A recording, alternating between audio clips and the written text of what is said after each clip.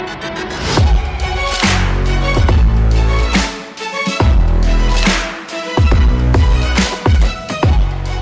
right, you guys, welcome back to the Light It Up podcast. We are super excited about today's guest. We have in the studio with us Ryan Seco from Cardone Capital.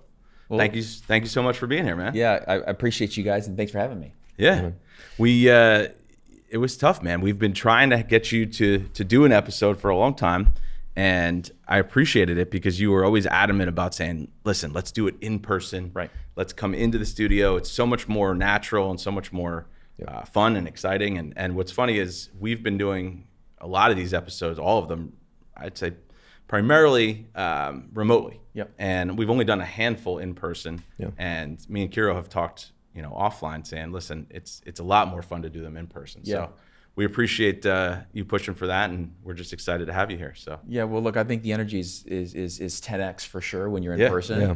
And also the thing about these podcasts, the reason why I do them, and a lot of people don't have to do the podcast, but it's actually I've met some of some great friends. Yeah. Like even last year when I think I did 6 or 7 in the city because I come up every year.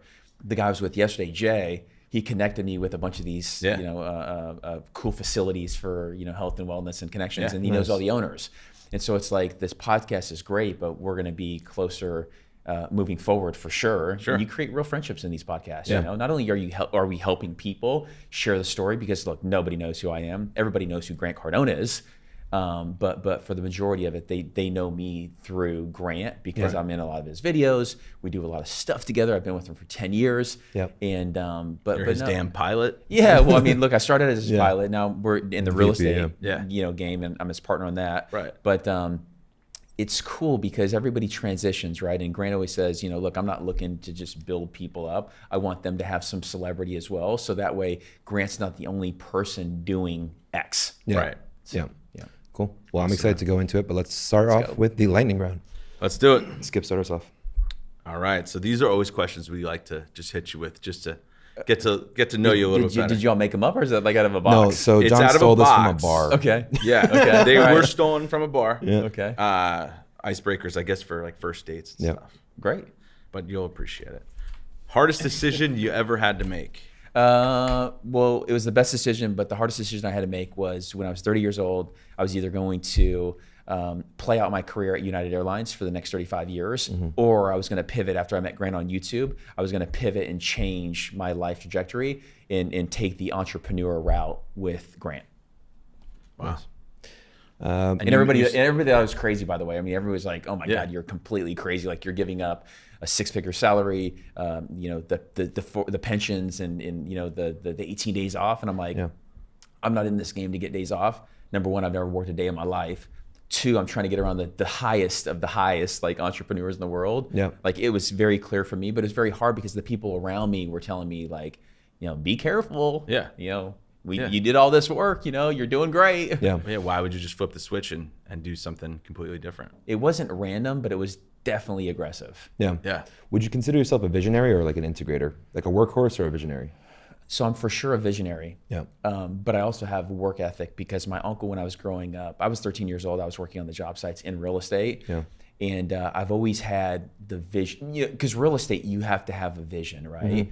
He was taking dirt and converting it into something we were living in them, right? Yeah. He sold most of those homes, but I always start with the vision, but I am so willing, and that's what I do every day. Like as far as the operations at Cardo and Capital, I am in the trenches, I am in the weeds, because I think a vision without the actual elbow grease and the time, energy, and effort to do it, it's a fail. It's a fail. It's a complete fail. So I've got this great balance because obviously I work. Grant is a complete visionary. He's got a lot of great ideas. You have to implement them, right? So there's a time and a place for both. Yeah. But look. The vision, we're at 15,000 units. The vision is to go to 100,000 units, and Grant and myself are completely on board with Elena Cardone, right, his wife. Right. So you have to have that vision. You all have to be visionaries, but then you also have to have the people who are the workhorses, which I raised my hand, I am. Yeah. And so it's a good balance. Yeah. I think what's really impressive about you is like you look from 20 to 30, you acquired a number of doors. So you had like 20 something doors from that time. 21 units. Yep. Yep. 21 units. And then you went from 30 to 40 at. Well, hold on. That was how many units? So 21 units. So it was like 6 or 7 properties. At what age?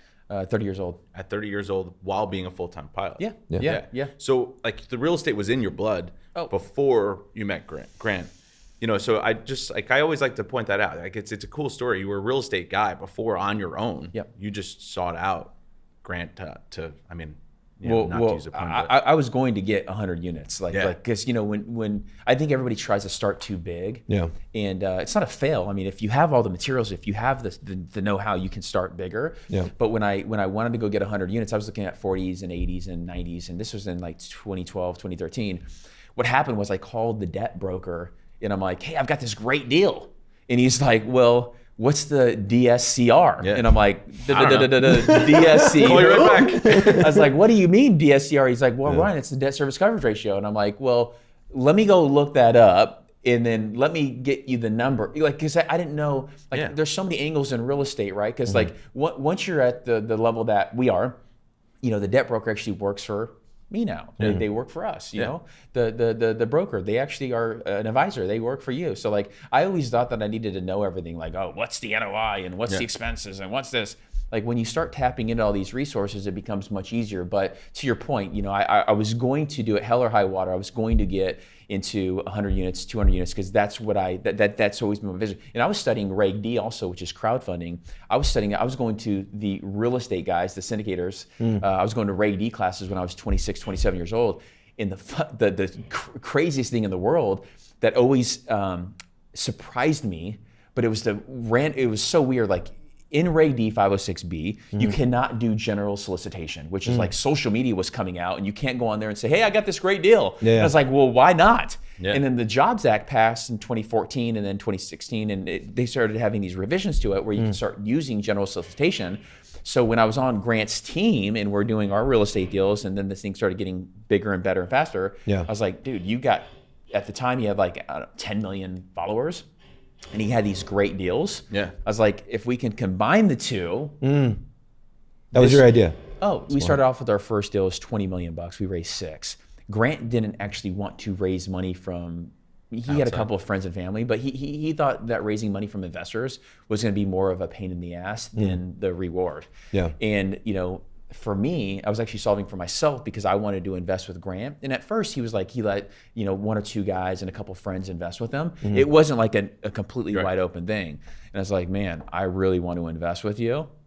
And not only do I, but a bunch of people want to invest with you. Because I mean, when you see the deals that we're doing, it's like, it's a no-brainer. That's pretty cool, man. It's interesting because this morning it came to me, like, it just like, as I was meditating, it was just like, oh shit. In Think and Grow Rich, in the first chapter, it's talking about Barnes goes to Edison, and he was like so determined, had the intention that he was going to go into business with Edison, hell or high water, right? It's almost kind of like the same kind of thing, right? Which is really, really cool. What do you attribute, because you started off as a salesperson, you didn't start off as a pilot. Right. How did you get into that position to get more proximity? So I called the front desk, and this Angela answered the phone, and she actually tried to talk me out of going and working with Grant because she's like, "Well, what do you do?" I'm like, "Oh, I'm a commercial airline pilot." I'm a commercial airline pilot, which is completely random to begin with, right? But it holds this really cool level. I mean, when you're a captain flying a $40 million jet, it's you're responsible pretty cool. for it. I just called in. I said, "Hey, I want to work with Grant. Like I could see it, you know, what he was talking about." In like the ease that he was talking with, I was like, man, this guy's gonna buy an airplane in the next couple weeks. He's like, oh, I'm hard on an airplane. I'm gonna buy it in 3 weeks. And anybody who actually wants to join my team. So there's 2 things: YouTube and bigger pockets. He's like, anybody who wants to join my team and help me grow this real estate thing, like call me, reach out. And so I did. And I was actually really nervous. I was like, man, I'm making this big change. I'm making this big move. But I jumped on the jump seat. I was in Arizona. I went down to Miami. I met with Jared and Sherry, and I'm like, hey, look, what openings do you have? They're like, well, we've got a sales job opening. And I'm like, well, what do you do? They're like, you make 120 phone calls a day. I'm like, good, I'll take it. Got it. And within 2 weeks, I had packed up all my stuff. I was in the building, and I was working for Grant. And your parents thought you were insane? Oh, they thought I was insane. Never met Grant.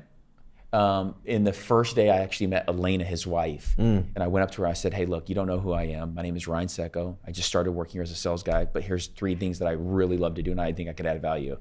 I've been flying for the last 10 years. I got 10,000 hours, and I could fly this new airplane that you guys are getting.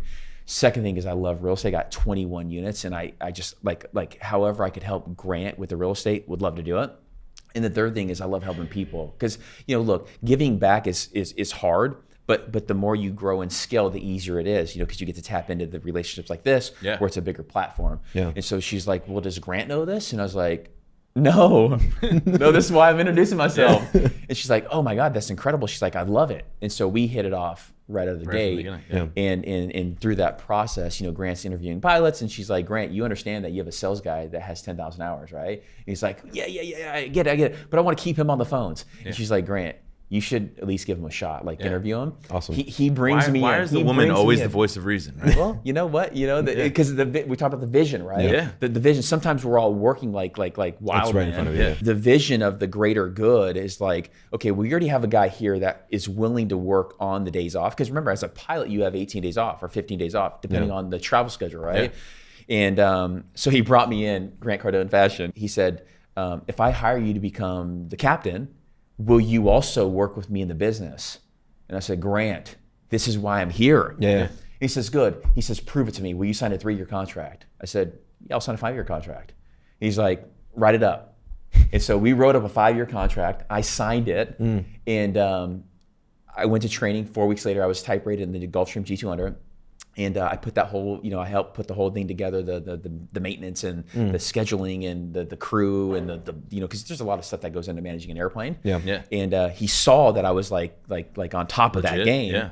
And we started traveling the world. Like you guys got to keep in mind, the unique opportunity that I got was when I joined his team, I was flying for Grant, only Grant, with Grant. Yeah. And when we're not working, we're working on the business. And so he starts bringing me in on meetings. He starts bringing me in on, deals, and we're walking real estate, and we're going everywhere together. And on the days off, he saw me showing up. I wasn't even, I thought I was a great sales guy because I did door to door when I was like 15. Yeah. I was terrible at it, but I was giving away free soaps and selling vacuums and shit, Yeah. But that's actually what forced me into aviation. Some of these things help and they're all relatable, but I was like, man, I kept asking him questions, and he kept seeing me showing up, and he's like, well, shit, this is good. Yeah. I'm going to keep using this kid, to get better. And we started, like, the running joke was that Grant and I were hanging out more than him and Elena. Obviously that's not true, but it was funny because we were together. Again, when you're flying with somebody and you're stopping, Grant always wants the crew and the people, like it's a family. It's not like, oh, well, you're a pilot, you're going to the hotel. They like when we were traveling the world, I was staying with them. Like Grant is such an amazing. He gets a lot of bad pushback, but he's such an amazing creature. He's such an amazing spirit because he includes the crew. He includes like the team is just different. It's more like family. Yeah. Well, I think when it's great people, I mean, it's hard. Like that's part of the hiring requirement, right? And it's rare, it's rare to find somebody who's all in. Like, I pride myself on, I've probably got one of the best attitudes, and I always work on my attitude because I want a better attitude. Like when you ask me something, yes. When you want to do something, yes. Like, let's figure it out. I'm trying to find solutions, not problems. Yeah. Right. Yeah. Right. No, I love that. Yeah. So when it's interesting because it's Grant is definitely a who, not how kind of guy, right? And it's like you have a big part of the intellectual part that you can see because Pace had an interviewer. He met with Grant and they were talking about sub 2. Yep. And then Grant called you. He's like, "Did you know this?" And you're like, "Yeah, this is how we do this, that, and the other." The deed was separate from the mortgage. Yeah. Right. So you've become like a big cause for the. It sounds like, at least from seeing it from this side, which is pretty cool. Yeah. Is there anything that you know now that you wish you would have advised your 30-year-old self before getting inside? Before getting inside? The organization. Well, God, I mean, everybody wishes they would have started earlier, Sooner, right? In 2009, like in 2009, 2010, 2011, the homes in Arizona were 50% off. But that's why I was trying to figure out how to raise money because I ran out of money, right? Yeah. The conviction and the confidence is probably one that I wish I would have had more of because I would have just bought more. I wouldn't have had 21 units. I would have had 2,100 units. Yeah. The frustrating piece is the patience part. And if you're armed with the information, you don't have to have patience. You've got to do more. Mm-hmm. But look, I don't have a lot of regrets. I am in the right spot. Where we're going is the right place. We're helping a lot of people. So I mean, I could regret things, but I fully focus on the future. Like, okay, we've built this great brand, this massive portfolio. A lot of people look at it and like, well, that's a great size portfolio. It's almost 15,000 units. Yeah. insane. But we don't really celebrate, the deals closing. It's like, okay, we take that momentum and we're like, well, what's next? Like I was on over here, I was on a phone call with, a broker in Florida saying, hey, look, we just went hard on a deal. What's next? Like it's always what's next. Yeah. But that's that mindset that Grant has really helped me with, and also previous mentors too. Like they've always really forced work ethic into me. But again, to your question, I just wish I would have done more from a younger age. Yeah. And do I wish I would have met Grant when I was 21 years old? Yeah, I do. I'd probably we'd both be in a different situation because it's better as a team. Yeah. But look, the aviation for me was a great stepping stone. I rode that career really hard. I was 21 years old flying a $40 million jet, traveling the world. I think that also put a lot of character and grit into me. Where I was when I joined Grant's team, it was like everybody was like, oh my God, like how do you do it? What do you mean? How do I do what? Like I've never literally worked a day in my life. Yeah, because you enjoy it. Because I enjoy it. The pressure is a privilege. Yeah. The pressure is a privilege. I like that one. But the aviate, I saw somebody posted that recently. Did they? Well, I just made it famous. I'm not saying you stole it. I'm like, was it a Grant thing? I don't know. Maybe it was a Tseko thing. Yeah. I think, but the aviation is what got you, like you were saying, being that pilot puts you in that close proximity. And it's not just like the actual like flying process. I'm sure it's wherever you are in between cities or in between appointments, there's so much exposure. And like that's what I know we wanted to talk about, proximity and exposure. So much of that time with him that's what got you, where you are today. Oh, so for it's like, sure. The spool up, it's like a jet engine. Like once it gets spooled up, you just learn so much more from not reading books, right? Like reading books was great and it helped me tremendously. Like, oh, what are the benefits of real estate, right? But once you know all that stuff, then you got to get into the arena. You have to get on the field to play the game. Yeah. Because if you're not playing the game, it's all just conceptual. It's like all great concepts and people are like, oh, 1031s and da-da-da-da. It's like, have you ever done one before? Have you ever used one before? Have you ever reached out to a person and said, hey, you got X amount of days? And, so yeah, I mean, look, the setup for me was like, get in the field, because you guys got to remember, one of my goals when I was 25 years old, 26 years old, is that I wanted to be surrounded by the highest echelon of people, the movers and shakers, the top entrepreneurs in the world, so that way they can teach me the game. Yeah, I love that. I was really smart from a really young age because I knew mentors. Like one of my uncles, I was 13 years old. Yeah. He was my mentor because my parents got divorced when I was 9, and so I just when I found the first mentor, I was like, holy shit, he elevated my game so much. He was a builder. He also had a computer business. Nice. So I worked with him in both. He was an entrepreneur though. And he thought different than my dad. My dad was, working at the railroad. He had a career set up. He worked the night shift. He was a hard worker, but my uncle worked smarter and he used, some of the other people's money. He also had partnerships that I learned a lot from, but he was just he worked on his business, not in somebody else's business. So he's supporting himself. And that was a mind shift for me when I was 13 years old. Yeah. Like he was my mentor. He was like, hey, I'm going to show you the road. You show up here at the age of 13 years old. By the age of 16 years old, I'll buy you a car if you work on the job site with me for the next 3 years. I was like, oh, okay. Yeah. Like, okay. Dude, but it's crazy. A lot of people pushing you into those 3-year contracts, huh? Well, and I'm willing to go 10. I'm willing to go infinite. Yeah. Because if it's the right opportunity, of course. People get so hung up. Like my girlfriend, her brother was like, oh my God, well, I'm looking at this next job and they want a contract. I'm like, look, if you go to that job, number one, it's going to give you great experience because you're going to learn, right? Because you just got out of college. Yeah. And he's like, well, the breakup fee's like $30,000. And I said, and it's 3 years. I'm like, here's what I'll do. If you're so terrified of this, I have complete confidence in you. I'll help you pay off that thing. If you don't last the 3 years and you find a better job, like I'll help you do that just to get people over the hurdle. He's never gonna ask me for it, right? Yeah. But like I've already overcome all those hurdles because it's like we're all built for so much more. Yeah. It's hard because I'm 30 right now and I can't imagine literally picking up everything and being like, adios familia, adios friends, I'm out. But that's like you had some crazy strong conviction. And the problem is like there's so much misinformation today too. It's like, how did you know in your gut that was the right decision to make? Well, I knew the real estate game for me was the right decision to make. And it was like when he's buying an airplane, Grant Cardone is very again, what he talks about is so simple. So I really resonated with that. Yeah. And I was already I was already looking at, a lot of other entrepreneurs. Yeah. And so when you find the right guy who's already in your 2 lanes, like that is what made it so easy for me. I was like, okay, I did the Tim Ferriss thing, right? Like, here's what I'm currently doing. If I give it all up right now, what's the worst thing that's going to happen? Oh, great, I'm going to go back to what I was already doing, right? Yeah. Because I'm already like the most qualified pilot in the world. 10,000 hours, you know, never called in sick one time in 9 years. The chief pilot loves me. He was like trying to get me to stay.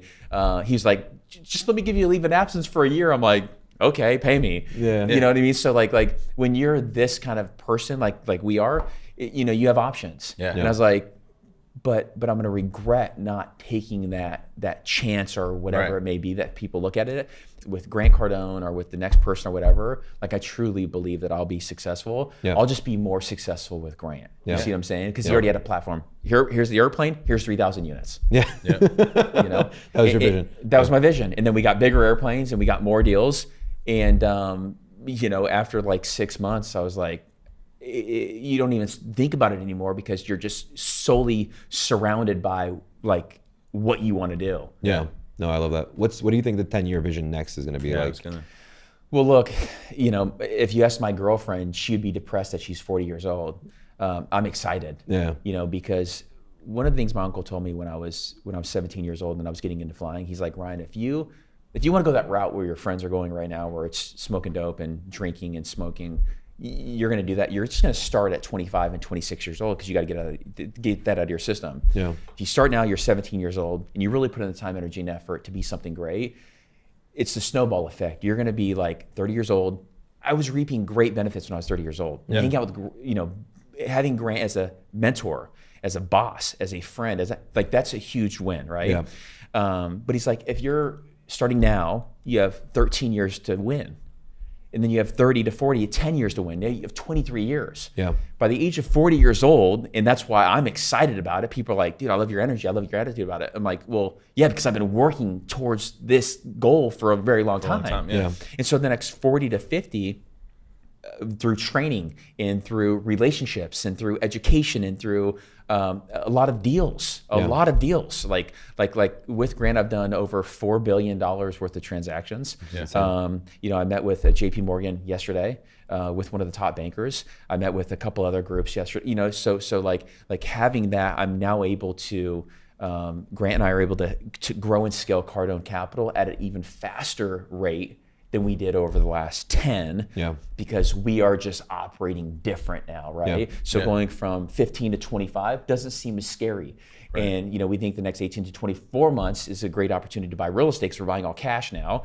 But I think that I think the next 10 is going to be a huge run for me. I think we'll go from, you know, from a professional standpoint, I think we'll go from 15,000 units to, you know, call it 35 to 40,000 units. Okay. But on a personal level, it's the next chapter for me. You know, I've been dating my girlfriend for the last 5 years. She's the one. She's amazing. She pisses me off sometimes, but we're so much alike, so I piss her off too. Yeah. But we want to start a family. You know, we want to have a couple kids, and you know, we're in a good spot now where we can do that and focus on that. She'll be a great mother. So I'm really looking forward to a couple things, but it's not all business. Yeah. But my whole life has been about business, but it's also been about relationships and health. You know, I'm in, you know, great shape and continue to play that out. So it's really three things: continue to grow the health piece. Yep. The relationship piece, and then wealth. How does it feel to say 4 billion, by the way? Well, so we're almost up to, so I've done 4 billion in transactions. So we're almost 5 billion. Okay. You know, I don't think of it like that. I think of it like a lot of responsibility, and the people that I'm accountable to, it's not just Grant, it's the investors. Yeah. And I've always liked responsibility. From a young man, I was 21 years old. I was the youngest pilot to fly 70 passenger jet for United. And at the age of 23, it's the youngest age to become a captain. I was 23 in like 4 months, I became captain. Nice. And so now you're making the decisions, right? I treat it the same way. There is A to B.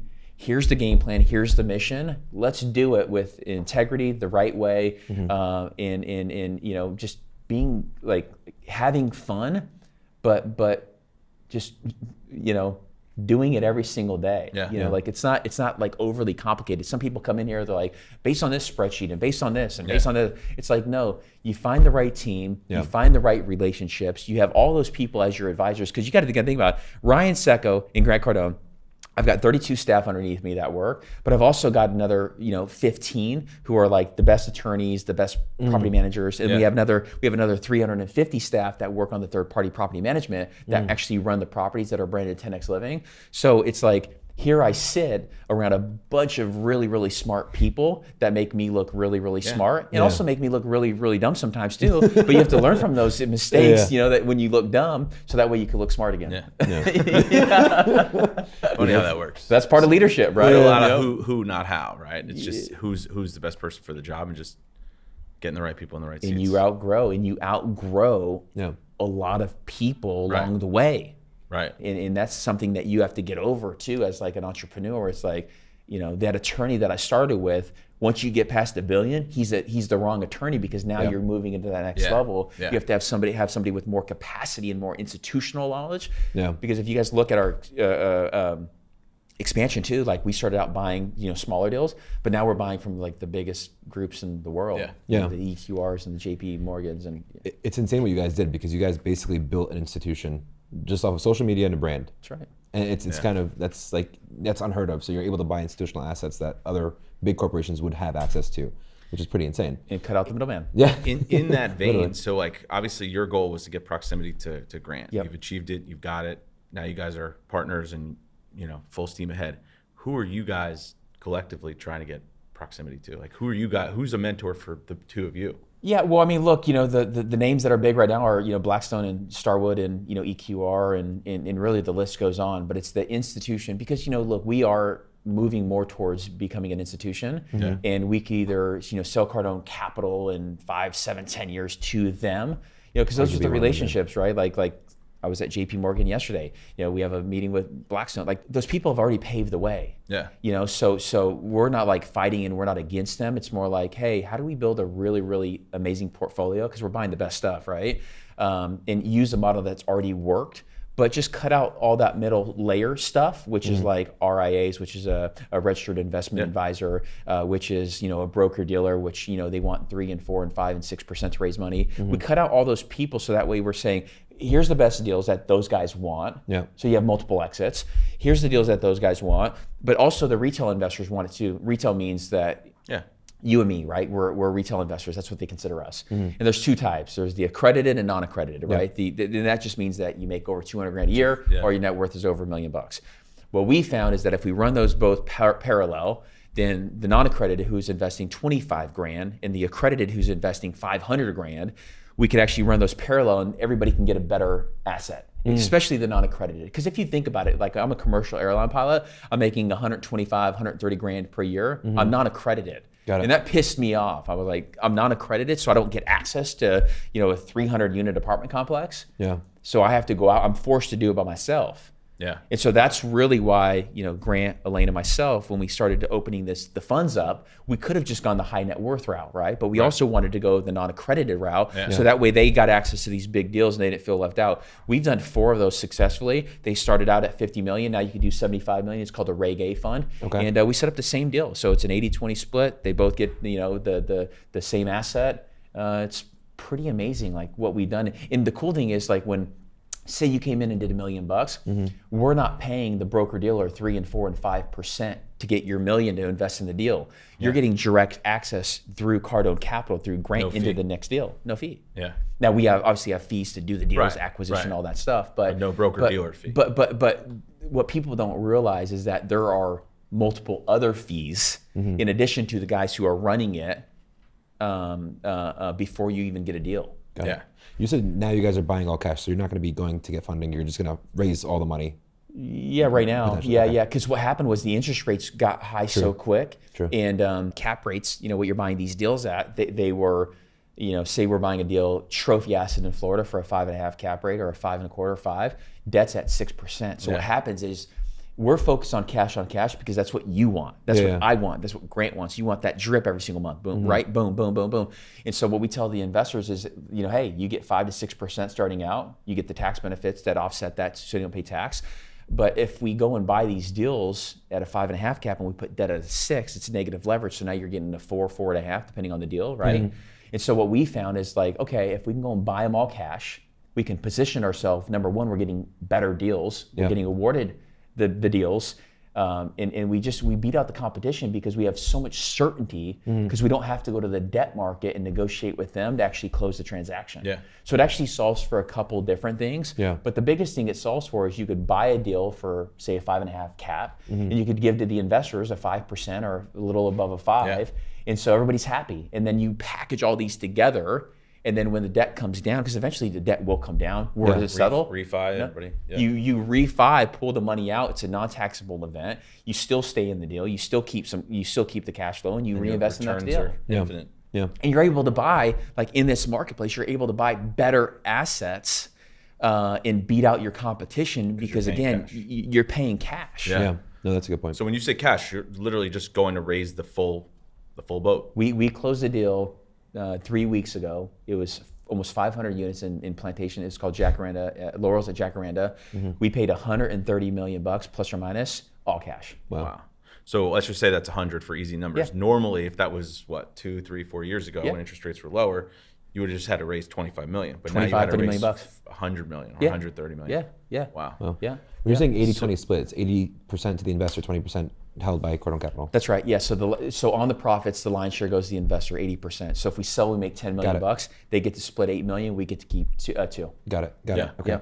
That makes sense. Which is actually, if you think about it, a lot of people, they get it really confusing with it. They do different tiers, but a lot of people are like 75-25. We used to be 65-35. Got it. But we wanted to make it super simple for the investor, where it's like, hey, look, because you guys got to think about it. We want to scale, right? So we're not worried about the nickels and dimes along the route. It's like we think that we can grow this thing big enough and get enough scale where the exit's going to be great for the investors and also for us. Yeah. So for you to get to like 40,000 units, how much do you guys think you have to raise between now and then?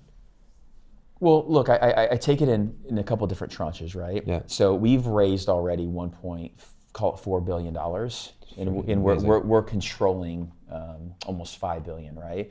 So depending on what happens, and we think like when we do all these deals all cash, when we refinance, we'll be able to pull that money out. Majority of the people are going to just reinvest and we'll go and buy more deals, right?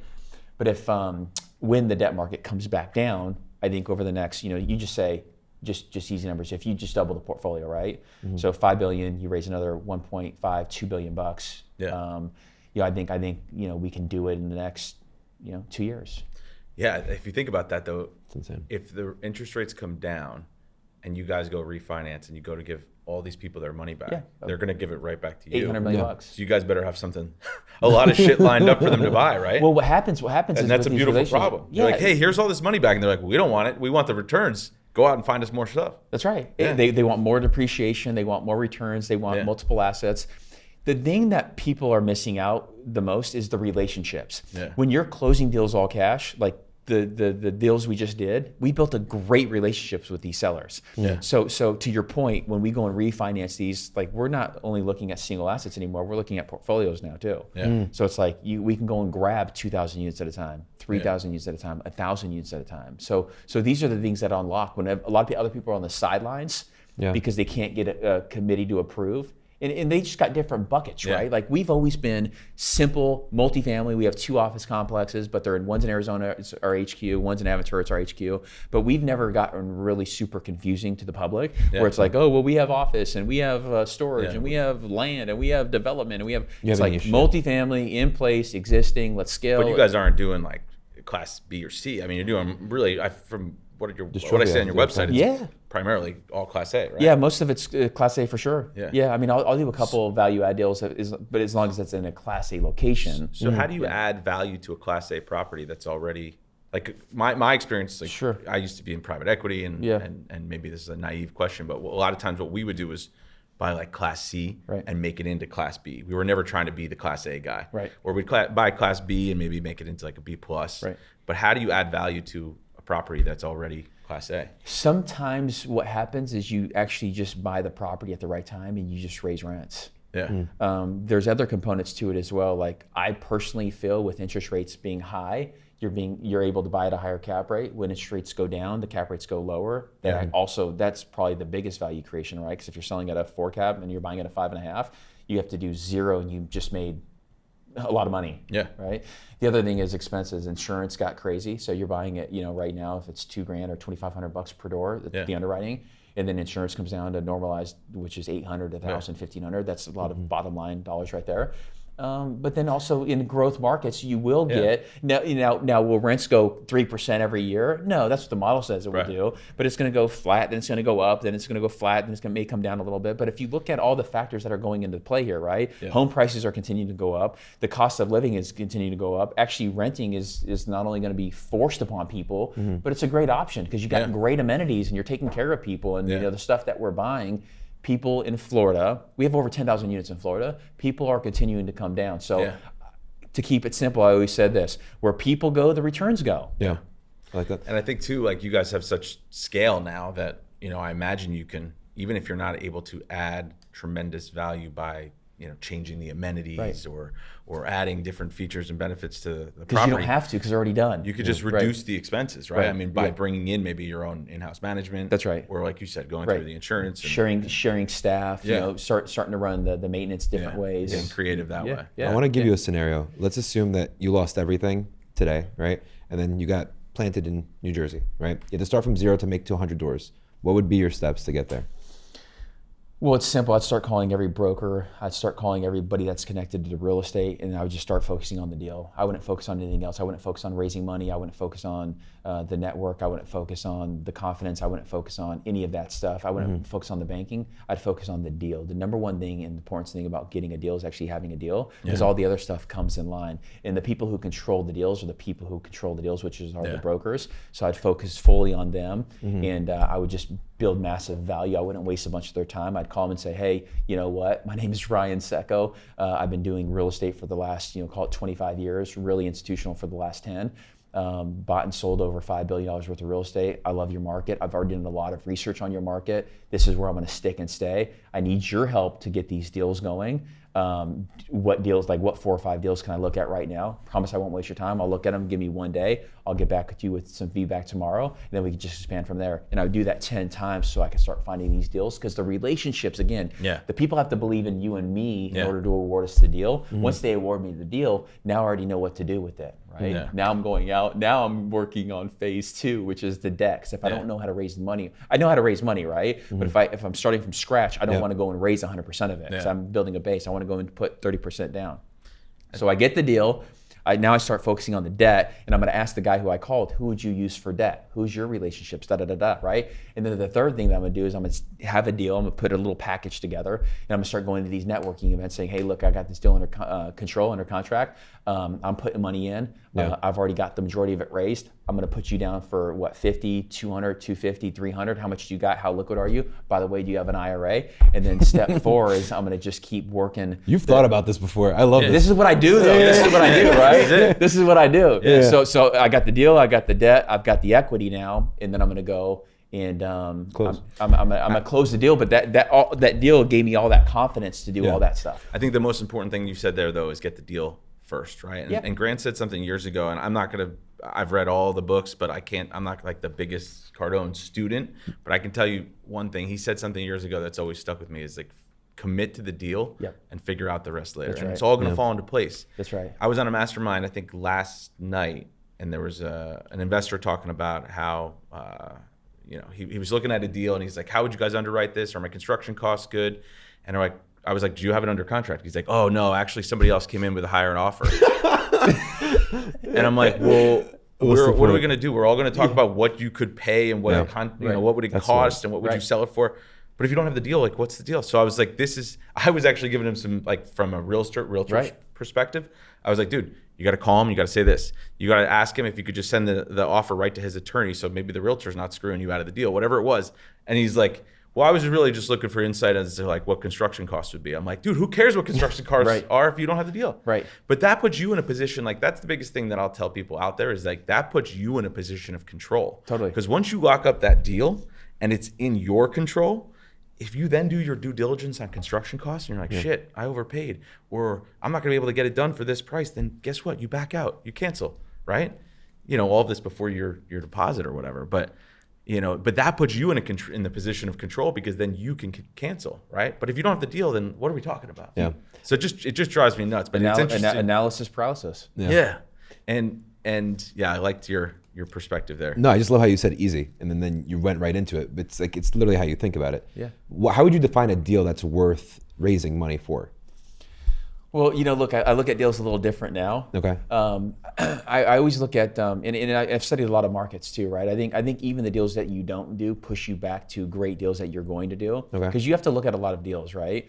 So, for me, what is a good deal now is, something that I want to own for long periods of time, right? Like what looks good when you show people, what are they going to say if you're doing a Class C deal and you got a broken down car in front of it, right? Yeah. So I look at deals a little different because that's what I was starting out with, though, right? Just to be clear, I was starting out with 4 units and 8 units, and the rents were $500, and they were not great. Now the stuff that we do is it's like, a lot of these high net worth individuals, they want the best assets in the best locations. Because, look, I could waver a little bit on the deal, but it's got to be a great location. Because I've studied and I've seen these deals, like which ones do the best is the ones in the best locations. Yeah. So it's like, hey, the bigger you can get, the better. Meaning units. Meaning units, right? So a lot of people, they think like 40 and 50 and 60 units is big enough. It's really not. It's really 100 units. And so 100 units, you could actually start affording a staff member, one in and one out, a leasing agent, full time. Because otherwise you're going to start creating a job for yourself, right? So I always look at it, okay, is it over 100 units? Great. Is it in a great location? Great. Who's the broker? Do I know him? Great. Who's the seller? Do I know him? Great. What's the deck going to provide? Okay, it's going to provide this. Great. So there's just a couple checks that, like my checklist, my pilot checklist that I go through, and if they meet all those, and I'm like, let's go, let's run. And I know once I do all that, I know the investors are going to like it. I know the lenders are going to like it. But it's like, you got to do a lot of deals, and like that's what. Yeah. If I go back to one thing in this podcast where people should really, really take away.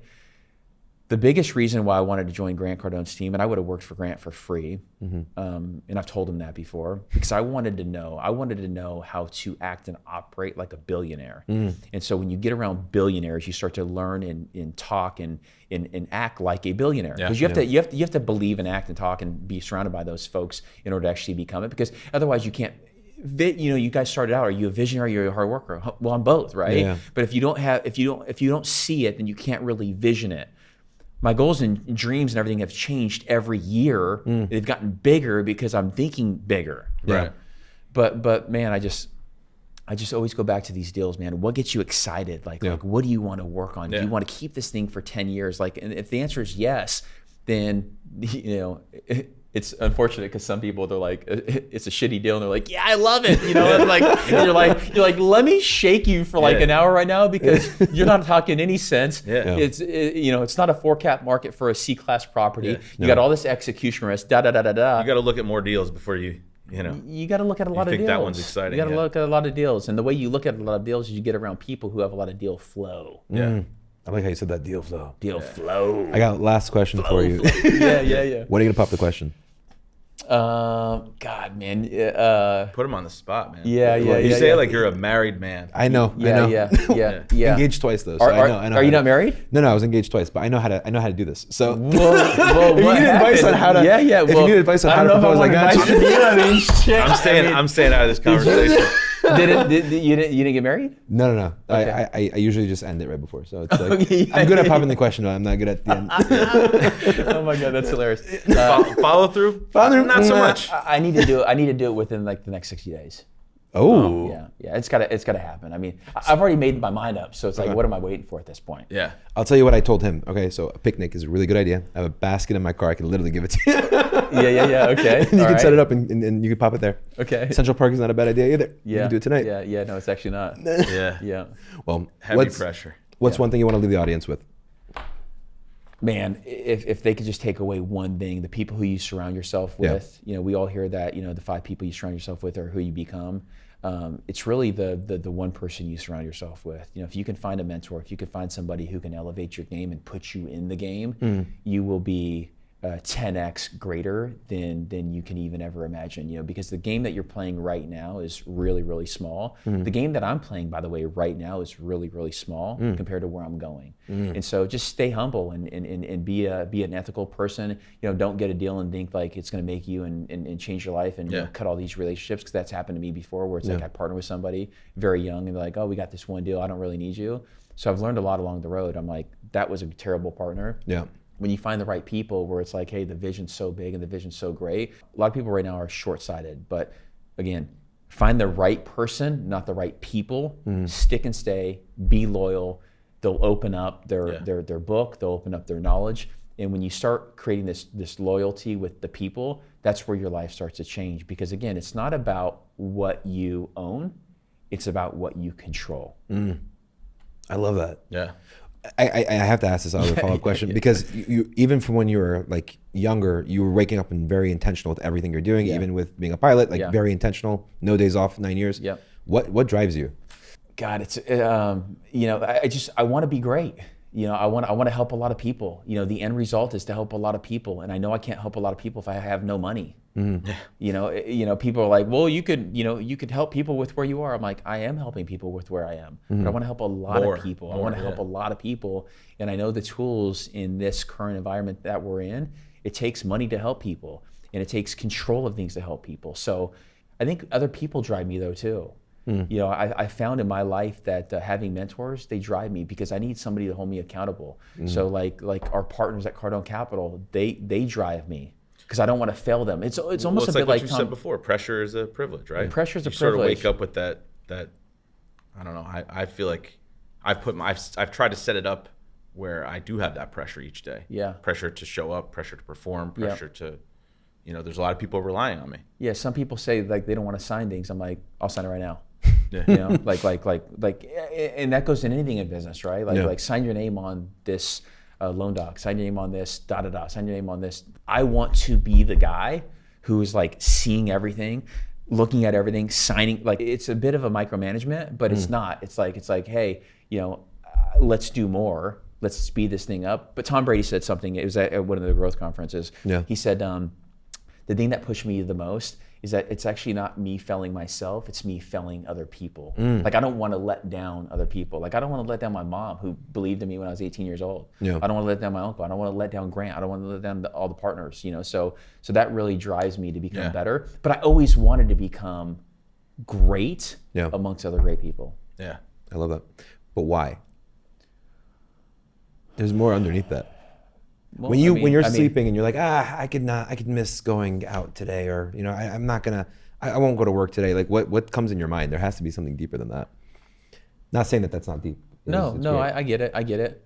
Well, look, I was born with something different than most people. Yeah. My mother was like, I have no idea like what it even was with you. Well, no, it's like there were so many things stacked against me. God, why? What do you mean by stacked against you? Well, I had the cord wrapped around me, 3 or 4 times. I was 2 weeks early. Almost died when I was born. I was the third of. So, by the way, I was in an accident. Like my mom had, she didn't want to have any more kids. Yeah. Somehow, some way, I found my way through. I was the youngest. I was the youngest of 3. Yeah. I grew up really quick because my sister was 5 years ahead of me. She was really, really book smart. My brother was more of an artist, but I grew up really quick because when you're 5 years younger, you just grow up 5 years older, right? Yeah. And so by the time I was a teenager, I've already gone through all that stuff. Probably want to prove to people, that I can do it. Yeah. I think that's a reason why, I do have a chip on my shoulder. I've always wanted to prove my brother wrong and my sister wrong. And, I think they counted me out, to be honest with you. I think a lot of people counted me out. When I've been in a lot of uncomfortable situations because again, I've always had those people looking at me growing up. And when you're the youngest, you're like, okay, well, I'm glad you think that about me, but I'm going to get stronger. Because remember, my brother was older than me. He was 2 years older than me. Yeah. He was stronger than I was my entire life. So I wanted to go in the gym. I wanted to work. I wanted to fucking beat him up. You know what I mean? And then one day he stopped the bullshit. And I was like, because you know why, Same with my sister. She was really smart, but I was like, hey, you got a lot of smarts, but the common sense is a shortage. So I wanted to have a lot of common sense. Yeah. So proving people wrong. I want to prove to people, goddamn, I will be at that table, and I could help a lot of people because I'm at that table. Yeah. Awesome. I love it, man. Awesome, man. You're a savage, dude. I love your energy. It's insane. Yeah. Well, that's again why I wanted to do this in person. When he met you in Florida, he was like, bro, I met Ryan. He was like vibrating. He was on something. He was like, I want whatever he's taking. I'm like, all right. Yep. What is it? Yeah. Well, so I mean, look, I try a lot of different supplements. Yeah. I'm big at like we did the cold plunges yesterday. Nice. I'm willing to try anything, but I think it's the other people, you know, like you guys definitely have a different vibration that increases mine too. Yeah. But it's the attitude piece, you know, like Yeah. I wake up, I'm very grateful. It's the simple things, but I just hang out with a lot of great people. You know, Yeah. no nonsense. It's no bullshit. I love it, man. Awesome. Thank you so much for coming out. Thank you. Thank you. Awesome.